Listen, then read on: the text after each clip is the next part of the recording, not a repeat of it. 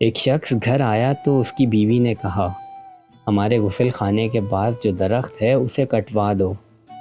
میری غیرت گوارا نہیں کرتی کہ جب غسل کر رہی ہوں تو پرندوں کی نظر مجھ پر پڑے۔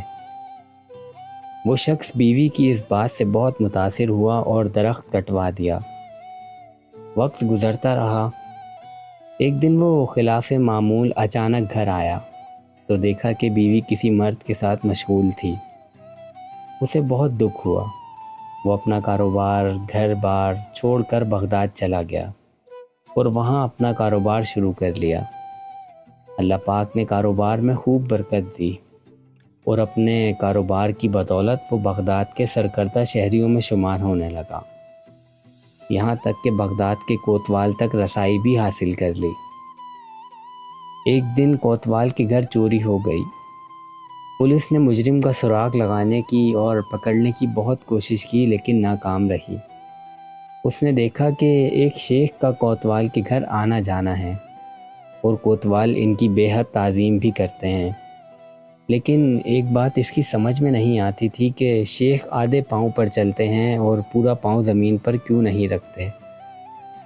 اس نے کسی سے وجہ پوچھی تو اسے بتایا گیا، یہ پورا پاؤں زمین پر اس لیے نہیں رکھتے کہ کہیں کیڑے مکوڑے نہ کچھ لے جائیں۔ وہ شخص فوراً کوتوال کے پاس گیا اور کہا، جان کی امان ہو تو عرض کروں، آپ کی چوری اسی شیخ نے کی ہے۔ جب تحقیق کی گئی تو مال اسی شیخ سے برآمد ہوا۔ کوتوال نے حیرانی سے کہا، ہم نے تو کبھی سوچا بھی نہیں تھا کہ یہ شیخ بھی ایسا کر سکتے ہیں، تمہیں کیسے معلوم ہوا؟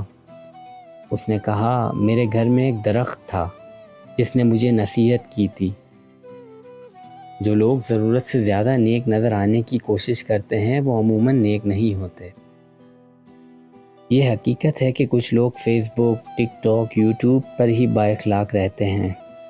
حقیقی زندگی میں ان کے شر سے ان کے محلے دار، رشتہ دار، حتیٰ کہ گھر والے بھی پناہ مانگتے ہیں۔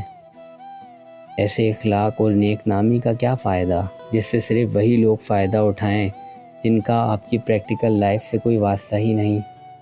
اکثر ایسے کرداروں سے واسطہ رہتا ہے کہ ذرا سا جھگڑا کیا ہوا، وہ اپنی کمینگی پر اتر آتے ہیں۔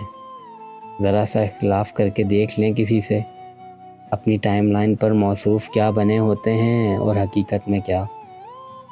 اللہ رب العزت سے دعا ہے کہ ہمیں ظاہری اور باطنی طور پر اعمال صالحہ پر چلنے اور ہمارے معاملات و معاشرات پر با اخلاق رہنے کی توفیق عطا فرمائے۔ آمین۔